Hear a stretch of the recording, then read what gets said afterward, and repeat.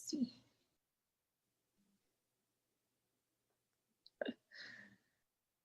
And we are live. So, all right, everybody, welcome. Thank you for bearing with us today. Sanjay and I are on a bit earlier than we normally are on Wednesdays because both of us have kids' sports activities that are going to be taking place tonight. So today we thought we would get back to the basics of meal planning. Meal planning can be one of those that just feels or sounds so overwhelming that for me at least, I just don't even, sometimes I'm like, nope, I'm not even going to do it because the thought of it is too much. So Sanjay, I know you've got some great tips for our listeners and audience today, and hopefully some people will step on and hop on and ask questions. Yeah, I was doing a free consultation with one of our listeners yesterday, and she brought up some really good points that I thought that we should address and talk about meal planning, because it seems like this big daunting task that you have to get up at 5 a.m. and you have to make all these meals. And, you know, here's the thing. If I can't get up at 5 a.m. to meal prep, I'm just not going to do it. You know? So I wouldn't ask anybody else to do it. So two things I really wanted to kind of cover today was that how simple it can be, number one, and number two, cost, because when we don't really think about the cost associated with eating out. Yeah. And yeah, I think people just kind of overlook it. They go and eat fast food or something like that, and they say, you know, it's like $6-7 to feed myself or family of four, maybe $20-25. But you think about this, and that's just one meal. And now next day you got to consider breakfast, lunch, and dinner again. Right. And that's the reason why meal prepping is so important, because it's a cost savings over time. It's not just meal prepping for that meal. You're making meals for throughout the week, and people just don't realize that. I will say that a lot of times when I think of meal planning, I only think of dinner. And I forget that I have to eat breakfast and lunch and snacks in between. And so oftentimes I'll have dinner thought of, but not anything else. And if you don't start out your day eating right, then typically those days are the ones that the whole day gets thrown out the window. Yeah, so let's start there since you brought that up. And that is, it's a great point. Meal prepping can involve breakfast, lunch, and dinner, and I do that. So for example, when we talked about the protein pancakes I make probably about 10 in one serving, and they're great to reheat. So I reheat them in the toaster oven, and I can have them for subsequent breakfast in the morning. The oatmeal recipe that I shared with everyone, that one stays good for a while. You can actually eat it cold, you can eat it hot. So I'll make that. Actually, I'm going to make it today for tomorrow. And this is something the kids look forward to every morning for breakfast, or sometimes they just want a snack. I'll give them some oatmeal. They love it. So, breakfast, like we always talk about, is the most important meal of the day. That's your cheat meal. Go for it. Go big on it. It's great. And that way you can really not have to focus on so much importance on lunch. Because I'll tell you, I'm so bad about lunch. Right. Sometimes I can't get to it. So I'll snack healthy throughout the day, or I'll eat some leftover oatmeal or another protein pancake that I had for breakfast for lunch, because lunch is just not that important to me. It's just right in the heart of the day for me. Yeah. And then dinner, of course, meal prepping, we talk about that all the time. So a lot of, and I think we got some good feedback on our Facebook post about how it's just seems so daunting, and it just seems unreasonable when you have kids to do meal prepping, right? Right. I've got 2. You've got how many? I've got 3. You got 3. And then we had a listener who posted who's got, I think she's got 2 or 3 as well. And then I did a consultation 2 weeks ago with someone who's got 6. Right. So, I mean, we have very few things to complain about compared to 6 kids, right? So, and, when I did a consultation with her, I talked to her about meal prepping. And, she asked a valid question, which is 6 kids, how do you do that? Well, it's real simple. Basically, what you do is you buy in bulk and you make meals in bulk. Okay. Mm-hmm. So what I do is, like, for example, I gave her an example of 7 different types of chilies you can do, right? Mm-hmm. What you do is you just make the more than you need. And then you can either leave the rest in the fridge, freeze it, do whatever you got to do. You do the same thing in burgers, right? I'll buy 4 pounds of beef, hormone-free, antibiotic-free beef. and I'll make burgers and I'll put them in the freezer. And if I know I'm going to have a rough week in terms of scheduling, I'll set them out in the fridge to thaw out, and then we got a meal, and I just got to create the sides, which is not a big problem. So the key is I'll go grocery shopping. I'm a little bit different. I'll go grocery shopping the day I need it, because then I know I will use it. Other people like to do it on the weekends, which is completely fine.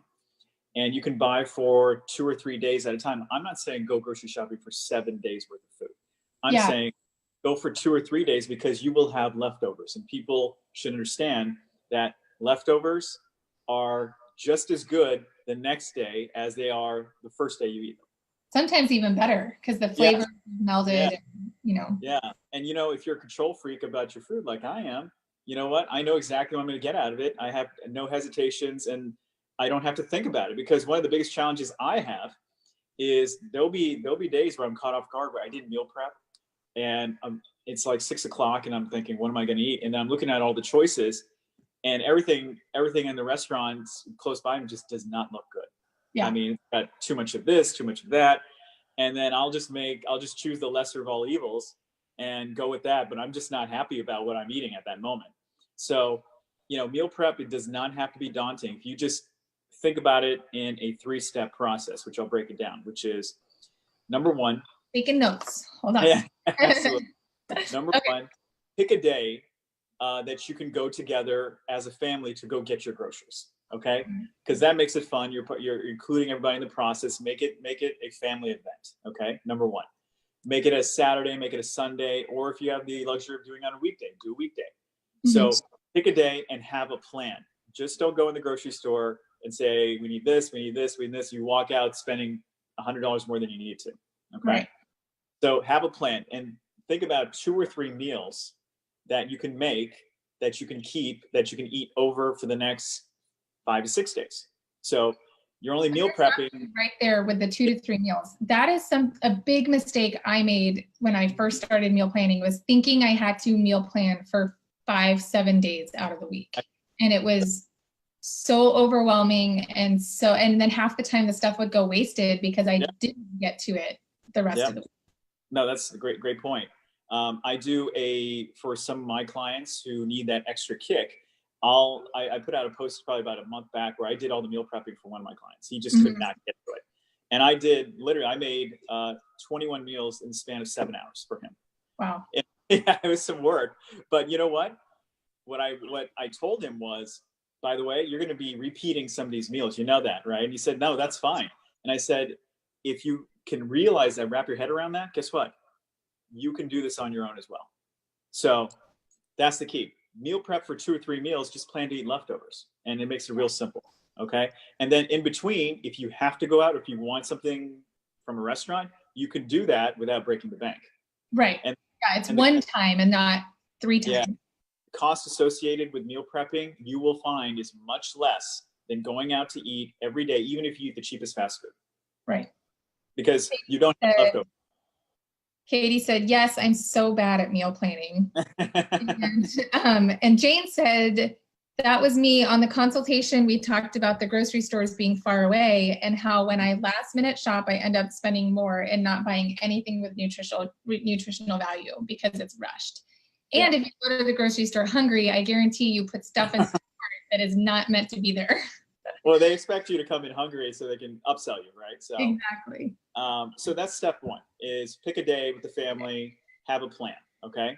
Number 2 is think about the day of the 7 days in a week. Think about your schedule, the kid's schedule, your significant other schedule, and look at the times where you can prepare the meal that day, or you're going to need to have a meal in place ready to go. Okay. So that's part of the pre-planning stage. So then you'll look at, I'll look at my schedule, and I'm not traveling a lot, but next month it's going to start up again for me. So I'll look at Monday, Tuesday, Wednesday. I can make the meal that day. So I'm good. But Thursday, Friday, I've got all these things going on, like today, kids practice, all this stuff. So I'm going to need to have a meal ready to go. So I'll pick my Monday, Tuesday, Wednesday meal to be my second meal that week. So have a plan in place. Just think about the days you're busy, not busy, when you can get to it, when you can't get to it. Because we just follow this schedule that, okay, this is happening today. I'm freaking out. I don't know what to do. If you have something planned in place, you got something in the fridge, you're good to go. That's the one less worry you have to think about. So really, each week doesn't have to look the same, is what Never. you're saying. Each week will never look the same. Yeah. Every week's so gonna be because I think that's something people think of when they think of meal planning and prepping, is that, okay, well, I have to get in this schedule. I have to do it every Sunday and it has to be this. But then, Sunday, you want to go for a family bike ride, or you want to do something that's not at the grocery store. And then the day gets away from you. And then you're like, well, I didn't do it this week. So then the whole week is just blown. No, that's a great point, because like I said, we said this is a lifestyle change, and the reason why it's a lifestyle change is because life will get in the way. I mean, that's what's going to happen. Nothing's going to go according to plan most of the time, and something's going to come up. So that just, if you have a framework in place, just following just the first 2 steps, you'll be in a much better spot than you were before. And then step 3 is going to be what I like to call basically the clean out the refrigerator day, because what happens by the end of the week rolls around, and it's like Friday, Saturday, or Sunday for us. I go through whatever leftovers we have, and we just have a buffet of leftovers. That's what I do. And guess what? I cleared out the fridge, and I'm looking at how much I spent, and it's far less than if I didn't do that. Right. You know what I mean? And so you clean out the leftovers, you got everything out of your fridge, and guess what? You restart the process again, and you will see a significant cost savings in your budget for food. So one of the things that I struggle with when it comes to meal planning and buying in bulk, like making in bulk, is that the first thing that comes to my mind is like something to make it last in my family is like a casserole, but those aren't always the healthiest things that you can eat, or I don't know how to make them healthy, I guess, because I have a 15-year-old son that eats like a horse, and I make something thinking we're going to have this abundance of leftovers, and then he has 3 servings, and I'm like, oh shoot, that didn't work out. Yeah. So what are some ideas on meals besides the chili and the burgers that you can make in bulk but have a healthier value to them? Yeah, so like every Tuesday, one of my organic grocery stores, they do meat that's on sale, right? So I'll have them say, give me 4 3-pound packets of chicken breast. Okay. So I freeze 3 of the packets. I leave out 1 of them. And so then I've got 6 chicken breasts that I dress up. And one of the recipes I made recently was I'll take chicken breast, split it open, and then I'll stuff it with basil pesto, spinach, tomatoes, and Parmesan cheese. Then on top, I'll put low sugar marinara sauce, and then I'll put basil, thyme, oregano, and then I'll take tomatoes and cut them in half and put them around there. So you'll have like grilled tomatoes. I throw it in the oven, 375 for 30 minutes. And guess what? I've got 6 chicken breasts ready to go now. And I actually been eating that meal for the last 3 days, by the way. that sounds delicious. It's only 9 a.m. here, and I'm ready for lunch hearing that recipe. And what I did was I created probably 2 cups of black rice with that, and the black rice stays good. So basically, I'll just have my side of black rice, and what I'll do is I've got my main dish. All I really have to concern myself about is a side dish, and that doesn't take long. So, zucchini noodles. I made. I have a little zoodler or whatever you want to call it, and I made that as the base of a pasta dish. So without the pasta the other day, and it took me 5 minutes to make. And so it sounds like having your chicken breasts on a bed of zucchini noodles would be amazing. It's great. It goes with everything. And then I do sweet potato fries. I always make a bunch of sweet potato fries for myself and the kids. Yeah. And I bake them. I don't fry them. And they're great. They stay pretty good for a long time. Hey, Mindy, Samantha, Katie, so glad you guys are joining us. Don't be afraid to ask your questions about meal planning or any other nutrition or fitness questions that you might have. We'd love to answer them and see what you're struggling with, or maybe what some of the wins that you have in your family right now. So getting to the other point of kind of addressing the cost issue, right? So let's kind of work on that. So before I had kids, life before kids, I ate a lot, right? Quite a bit. And it wasn't a big deal, honestly. You didn't think about it, ate this, went out for this, went out for that. But now with kids, it's a whole different world. I mean, costs have gone up significantly. So if you go out, just the three of us going to a restaurant, and my son is like yours. He's like 7, but he eats as much as I do now. And we'll go out to a taco place like we did last weekend, and I ate, he probably ate 7. I mean, it's crazy. So it's going to keep going up in terms of his consumption. You know, there's no limit to that. So that said, you're going to have to find a way to contain those costs. And what people don't realize is with meal prepping, you don't have to buy organic everything. Okay. And with my last consultation, be judicious about what you buy organic, like berries, blueberries, strawberries, raspberries have thin skin, so pesticides can penetrate.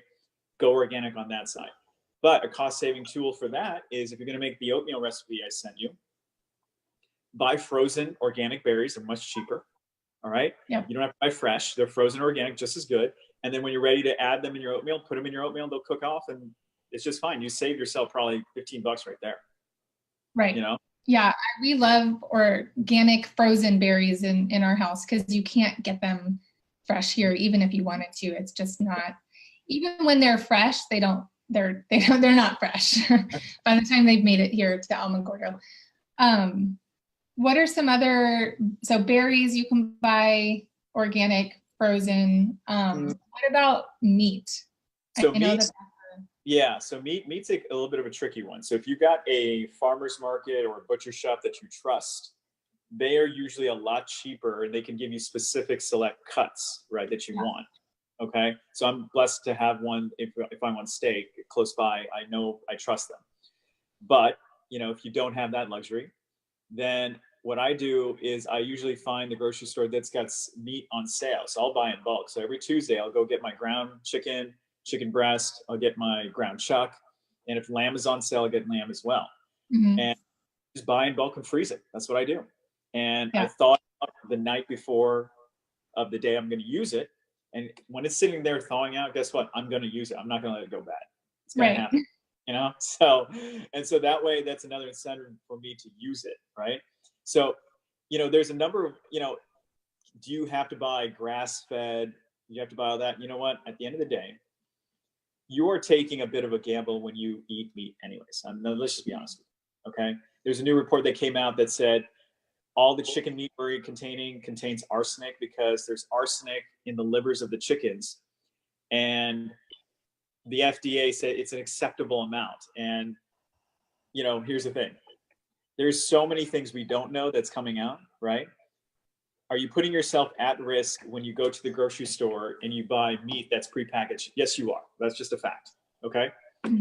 But you can minimize the risk as much as you can by trying to contain certain factors. Like if you try to get hormone free, great, you can do that.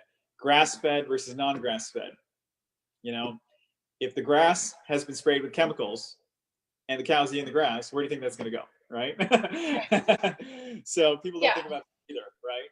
It's just at the end of the day, they're always looking to contain and create a new market for food. Okay. Because I remember going to the grocery store with my parents back in the day. There was just beef. There wasn't grass fed. There wasn't not, you know, hormone free. There wasn't any of that stuff. It was just beef. That's all it was. And now you've got 5 different selections of beef. Which one do you choose? You know? So it gets over. It absolutely does. Yeah, it absolutely does. But buy in bulk when it's on sale, because a lot of people do this, which I see, and that is, okay, it's $2.99. I'm going to get, it's a great deal. I'm going to get 2 pounds. No, get 6 pounds. Freeze the rest. Okay. Don't think you're saving money now. You're going to be losing money on the back end because you're not buying enough right now. You know, so think about it that way as well. And then also, one of the things that I harp on is get creative. Okay. Like I give out recipes, which is great, but I tell everybody, I said, take these recipes, dismantle them, and make them your own. And how you make them your own? You've got you're running late, something's happening. You've got all these ingredients in the fridge, and you open the fridge, you say, what am I going to make today? Just get creative. The worst thing that's going to happen is everybody doesn't like it. You eat it, and you're done with it. You don't have to do it again. The worst thing's going to happen is if you don't buy in bulk and you don't have it in your fridge or your pantry, then you're not going to have anything to cook. And I have found I've been in both positions where I like to buy the European way, where I'm buying, enough for the day, or at least for just like 2 days and not a whole week's worth. But I will say that on those, moments where I'm pinched for time, if I don't have something that I can just grab and throw into the crock pot or the oven, then chances are we're going out to eat. But if I have something in the fridge or the freezer, I will make it. It'll deter me from wanting to just go out to eat. Yeah, exactly. So you think about that cost savings, and then, other fruits and vegetables, avocados, bananas, anything with thick skin, you don't have to go organic. That's just a waste of money. You think about canned beans and canned vegetables. Like, you don't have to buy fresh everything. Frozen vegetables are just as good as fresh vegetables, honestly. And they last longer because they're frozen. So that's an added benefit, right? So people have the stigma that, oh, frozen, it's not good. No, it's just as good. It's fine. So we have a couple listeners that have left some comments. Katie says, how do I cut costs of groceries while still eating healthy? For a family of 3, we spend a minimum of $200 a week, and it just seems excessive because really it's 2 adults and a baby. Okay. All right. Well, without having more background information on that, I would say if it's just 2 adults and a baby, right? I don't think the baby's eating the same meals as you guys, number one. Right. I'm guessing there, right? So for being the adults, I'll tell you this.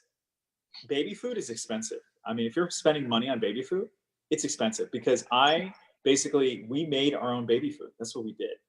We took vegetables that we were going to buy anyways, pureed them, mixed them with flavor combinations, put different spices in there. And guess what? That's how I literally changed the taste profiles for my kids to crave specific vegetables. Yeah. So with my third, I wasn't quite as smart with my first and my second, but with my third child, I would just cook the veggies a little bit longer for her. Yeah. And sometimes I puree them, sometimes I wouldn't. I would just wait until they're a little more mushy so that she could gum and not have to even take that next step to puree. Yeah. So, I mean, that's something that gets left behind a lot with the parents, is that when my kids were born, I was actually literally going broke on just spending money on diapers, honestly. Yeah.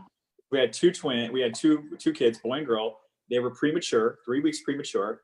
We finally got them home, and we were probably going through 15 diapers per kid a day. Wow. Yeah. Yeah. It was crazy. So 30 right there. And then they were on formula for the longest time. So we had to go through these formulas that were $30 a pop. Okay. Then we finally got past all that. But while they were doing that, we were starting to create their own baby food. And that just saves so much money down the road for us. So with little kids, especially this example here, make your own baby. So buy your groceries, buy your veggies, start making baby food on your own. It's not that hard. Just puree it, blend it, start creating some combinations, and kids will eat anything you put in front of them at this age. This is the age to test and push their boundaries, because you won't get this back later on. Right. You just won't. Yeah. So Cheryl has a great solution as well. She said, we buy half a steer and a whole pig from local ranchers. It's wonderful to have fresh local meat all the time. If I could do that, that'd be awesome.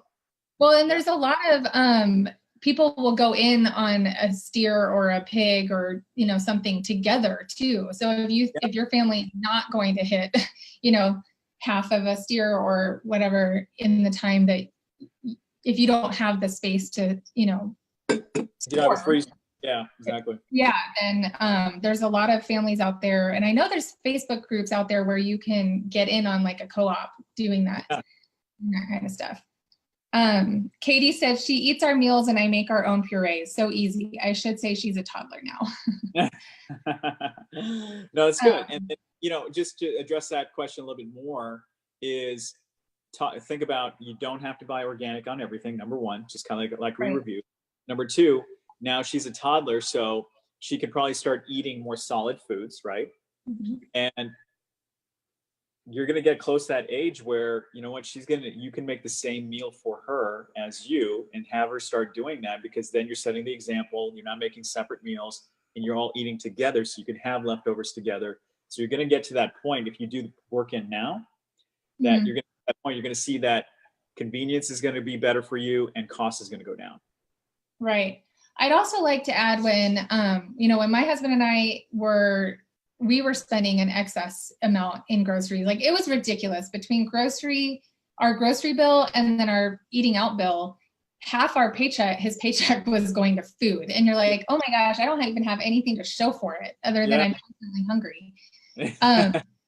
And we really looked at okay, I'm going to preface this. There was some angry times between us. Like we got frustrated with each other quite often in the very beginning when we wouldn't just go to one grocery store. We would look at the ads, see what was on sale, and go to a couple different grocery stores because of the sales. And we started dwindling down our, $1,500 a month grocery bill to $800 a month for a family of 5. Yeah. And it came to the point where we started to realize the trends of the grocery stores. So then we weren't having to spend as much time looking at the ads and figuring out what was on sale, but instead going, okay, well, I know that around this week, this grocery store has the better deals on meat. This grocery store has the better deals on fruits and vegetables. And then we knew what our staples were. So we were able to narrow down the fruits that we like to get, the meats that we like to get, et cetera. And so it took off that pressure, but those first few weeks, actually, I'd say those first few months were not happy times. We were frustrated with each other. We were frustrated that we couldn't just go out and buy whatever the heck we wanted. But now we've got it down to a science. Yeah. It's just the cost of food is going to constantly go up every year as it has been doing. With wacky weather across the states, crops get killed because of too much heat, too much cold, whatever it may be. So the cost of food, you can pretty much count on the fact that it's going to go up. Yeah. Like right now it should be strawberry season for us here in Florida. There's $6.99 for this 1 pound tub. I'm like, I'm not paying that right now. Yeah. That's ridiculous. Frozen. So it's ridiculous. So frozen, or there's berry patches around here. So we'll go blueberry picking, strawberry picking. So there's all these little fun activities you can do with the kids as well. But remember, food costs are going to constantly go up. So you're going to have to be really vigilant about how you attack it, either through coupons, sales, meal. And I'm going to tell you, meal prepping will save you so much money down the road. It saved me quite a bit. Right. And one thing I have to say about couponing is that most of the time the coupons are for crap. They're true. Not for things that you should be eating. It's the box stuff. And the other thing is, and I'd love your input on this, but one of my rules of thumb is to shop around the outer edges of the grocery store. I very rarely go down the center aisles, but for maybe a jar of the no sugar added pasta sauce or things like that. But I tend to try and shop around the outer perimeter, which has also lowered my grocery bill. Yeah, no, that's a great tip, because what happens is the way they set up these grocery stores is when you walk in the door, for example, like you go to Whole Foods, they've got something that they're trying to dump, try to get rid of as soon as possible, because either the cost has gone down or they've got too much of it. Or it's not even right. So they're very strategic about where they put things, because just be warned, when you go to a grocery store, nothing is placed without purpose. Yeah. That purpose, exactly, because they want you to buy X, Y, and Z for the purposes of minimizing a lot of loss on their end. Okay, because grocery stores and large food chains waste a lot of food. They just do. It's sickening how much food gets thrown out, how much food gets wasted. But that's another topic. But that being said, you are correct. I'm the same way as you. I go around the perimeter, then I work my way in if I really need something there, if it's on sale. But other than that, I don't usually work my way into the heart of the grocery store, because that's the stuff that is not on sale, it's overpriced, and I probably don't even need it. So what, I know we've talked about this in other shows, but as far as like the steps to meal planning, sometimes it can get overwhelming when you just don't have the time to think of recipes. Maybe you're leaving church or you're leaving a birthday party and you're like, okay, the grocery store's right here. I'm going to run in and do the grocery shopping. So instead of meal planning, maybe as meals, what are some ingredients that you should be planning off of? Does that make sense? Yeah, no, that's a good question.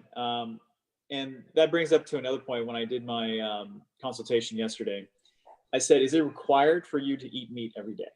Because a lot of people think that, it's that I have to have a meat dish. Well, you really don't, honestly. So a lot of my clients are vegetarian clients. And so meat's not an option for them. But, people need to get out of the process, the mindset of I've got to eat meat every day. You don't, okay? Like I only eat meat typically for dinner most of the time. I don't eat it for breakfast. I don't typically even eat it for lunch. Yeah. There's so many great studies on a plant-based diet being so beneficial to you. And like I said, that's a separate conversation, but also that is actually cheaper than eating meat all the time. People don't realize that. So you don't have to do meat and potatoes kind of thing every day. And for kids, I actually will tell you, I grew up, my kids eat a very vegetarian diet most of the day, and then they have some meat later on. But you know why? The reason why is because I travel quite a bit and we have family overseas and most of them are vegetarian. So they can go there, eat vegetarian, be just fine. You have to realize most of the world, if you travel outside of the Western cultures like, Europe and United States, they're eating a plant-based diet. And if you want to travel, that will help expose them to different cultures, different foods. But if you go to Europe, for example, they do eat meat, but they don't eat as much as we do. We consume massive quantities of meat in this country. It's ridiculous. And so think about it this way. When you're going grocery shopping, to answer your question specifically, think about foods high in fiber first, which is a plant-based diet, okay? Yeah. Think about that first, because like we said, that is the most, it's the most cost-effective. It is cost-effective, and basically that macro is so deficient in so many people, and lack of fiber can lead to colon cancer, lead to all these other diseases. But an increase in meat intake can lead to a number of diseases. So think about this: you don't have to have meat every single day. Yeah. We typically have a vegetarian dinner probably 2 to 3 times a week. Yeah. And honestly, I can't even say that came out of a health reason. It strictly came out of laziness for my own sake, because I'm like, well, I don't have to defrost anything. Yep. And I don't have to put too much thought into it. I can whip up a stir fry in 15 minutes and throw some spices and seasoning on there. And I really didn't have to prep it other than the vegetables being cut. Yeah. And there's a lot of misconceptions we kind of just accept, so if you're going off the food pyramid, which is antiquated, don't go off that ever again. It's so antiquated. Nobody needs to use that. Like a big thing for us is we don't drink milk in this house. Nobody does. I don't buy juice for the most part because I don't think you need it. Number two. Yeah. And you think about the cost of buying organic milk, the cost of buying all these juices, the cost of buying all these little ancillary things that we grew up with as kids and said, I'm going to feed them to my kids. You don't have to do all that. Okay. Mm-hmm. I send my kids to school with a water bottle, reusable water bottle that they refill with water, not a juice box. You don't have to do that. And it's just people are saying it's convenient. Well, what's more convenient than a water bottle that they just fill up? I mean, it's free. Yeah. Right? It's free. From the sink. Yeah, it's free. They got water fountains everywhere. So, we just overcomplicate things because we don't question what we're being told because it's a matter of convenience. But your matter of convenience is really not convenient. It's actually adding to your expenses, and you're creating bad habits for kids. Yeah. One of the things that we cut out that we used to spend a fortune on were like granola bars and snacky type items. And I realized, I'm like, oh my gosh, I buy these and then they're gone in a day because of course that's what my kids are going to want to go towards rather than the fruits or the vegetables or, something that was that I had made, the leftovers, because it was easy. It's packaged. They just open it, eat it, and no thought involved. So we just cut all that out. We stopped buying it and our grocery bill went down. Our kids are eating healthier and it wasn't even, it was probably the easiest step we took in, No, that's a great point, because one of the client yesterday was asking about snacks, which is a big deal. So that we can bring to that. And I usually make my own snacks. I don't buy chips. I don't buy any of this stuff, because chips, sodas, all this kind of junky food, it may seem like a bag of chips is cheap, but it adds up, because they figure you're not going to just eat one chip at a time. You're going to eat half the bag. Yeah. And most of the bag is air anyways, right? Right. So it adds up, and people just don't think about that. So I'll do like, I'll make like pumpkin seeds, off season, buy some pumpkins, roast them, do all this stuff. So you have always pumpkin seeds laying around that are roasted with like spices. The kids tear that up. They love it. I'll have, I'll make my oatmeal in bulk, like I told you. And that's a great snack for all of us anytime of the day. Yeah. Protein pancakes, low carb, low sugar, high fiber. You can eat that any time of the day. I'll get some fresh, I'll make plantain chips at home, buy some fresh plantains, roast them in the oven, dry them, season them. And plantain chips and like almond butter is fantastic. It's so good. I like them with avocado, with guacamole. That's there you go. One of my favorites. There you go. Kind of sounds weird, but I like it. So Jane said, speaking of which, she said, I feel like I should snack plan or quick eats plan. The meals are easy for me to think through. It's the last minute on the go where I mess up. That's when drive sounds good. Yeah, exactly. So, okay, backing up, when it comes to meal planning, you talked about your 3 tips. Pick a day, and that day doesn't have to be the same every single week. It's what fits into your schedule for that week. Second is look at your schedule and see when you're going to have those pockets of time. Yep. Right? So it doesn't have to be 5 a.m. It could be 10 a.m. or even in the evening when you have more of your family home to help, perhaps.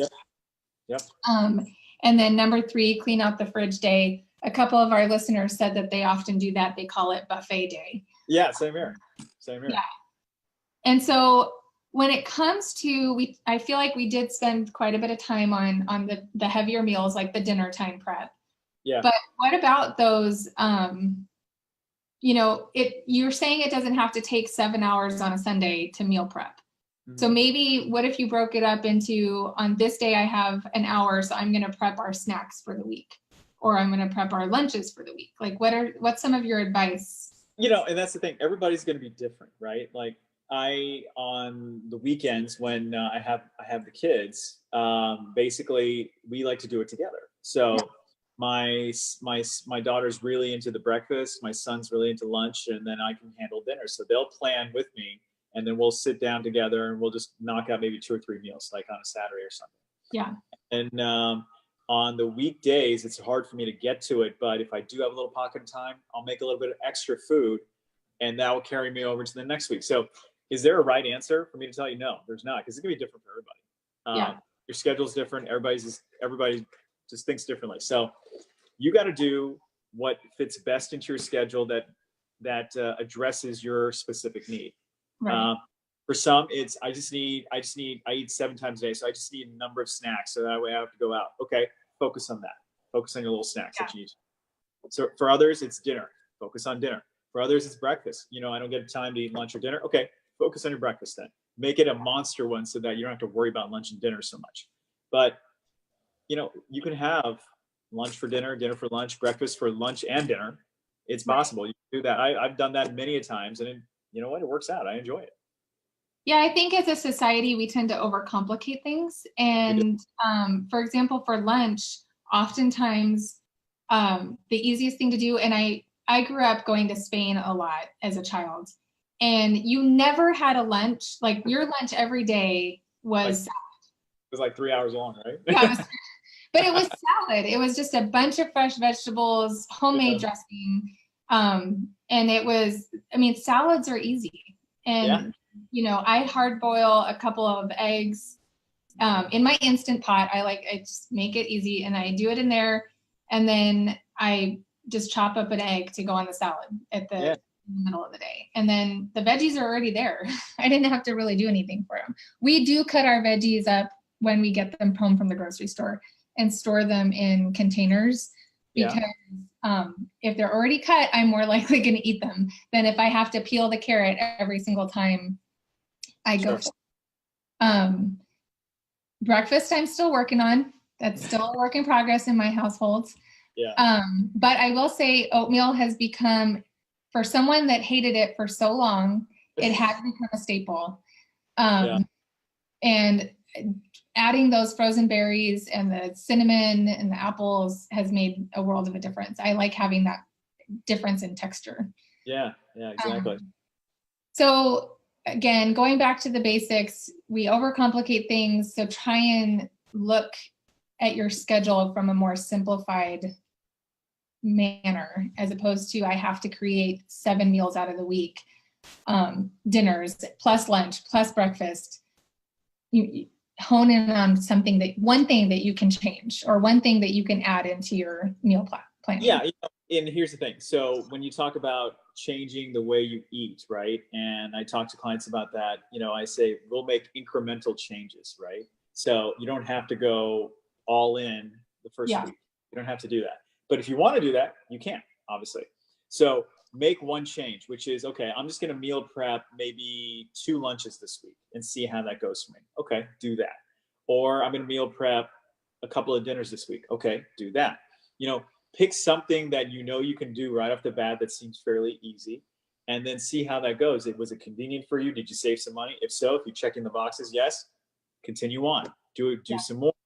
So you have to basically test and repeat until you find your rhythm.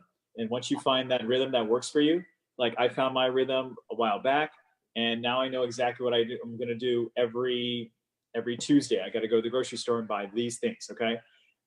Kids, I know what snacks they're going to be looking for, so I've got them ready to go. So I just don't like to be caught off guard anymore because my schedule is so crazy. So that being said, find what works for you, test, and then if you want to go all in really hard, guess what? You have the ability to do that, because only you can control what you do, and that's it. Right. I can tell you what to do, but it may not work for you. I can give you a framework, just follow the framework and then make it your own. One thing I love about hearing about all these consultation calls that you've had with people is that not one of them has been the same. Yeah, they are very, very individualized for that particular family, because all these people have, reached back out to me and said, oh my gosh, he, brought up this idea because of my family dynamics, or what it is that, my job, or my kids' allergies, or things like that. And so I love the fact that it's very tailored and not cookie cutter, because cookie cutter doesn't work. Like you said, everybody's different, and it's a trial and error process all the time.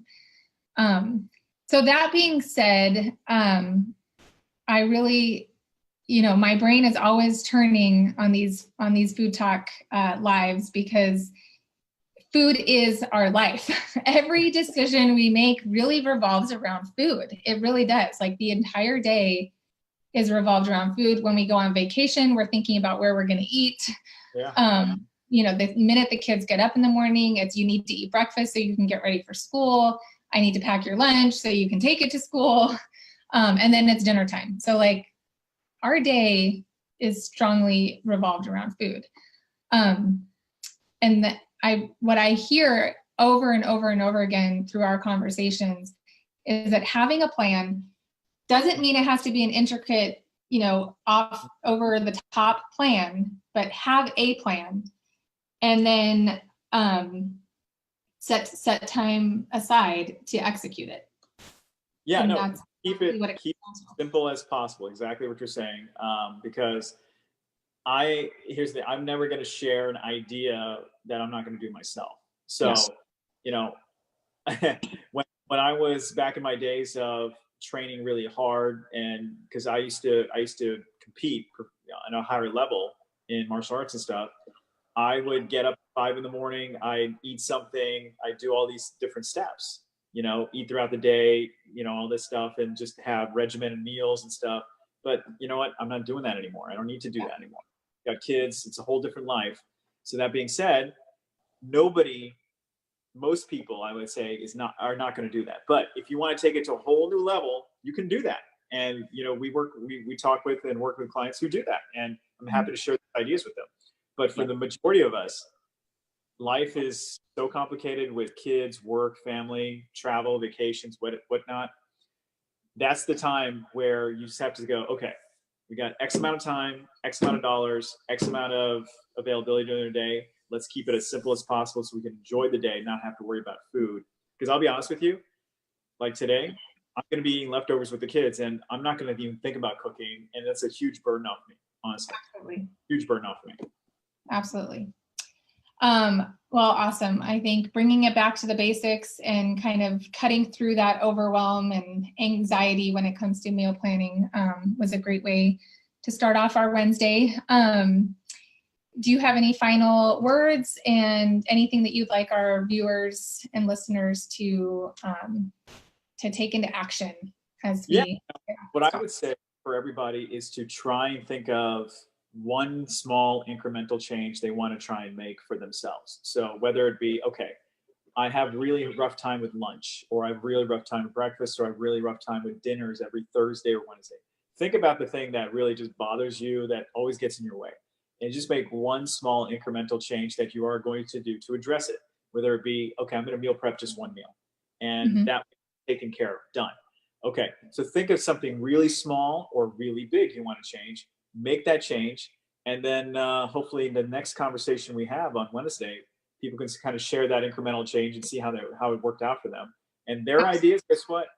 I would love to hear them, because I learn from the audience just as much as people learn from me. So we'd love to share and pass these ideas to everybody else. Fantastic. So our challenge to you this week from Wednesday to Wednesday is to come up with one thing that you would like to change when it comes to nutrition and fitness in your life. Just one thing, whether it be small or big. You can comment below this video, or you can hop on next week and share it with us. But like Sanjay said, we'd really love to hear your feedback and your things that are working in your life, or maybe things that didn't work and that you're about to change. So don't be shy, comment below, join us next week. And I'm excited to continue this food talk next Wednesday. Sounds good.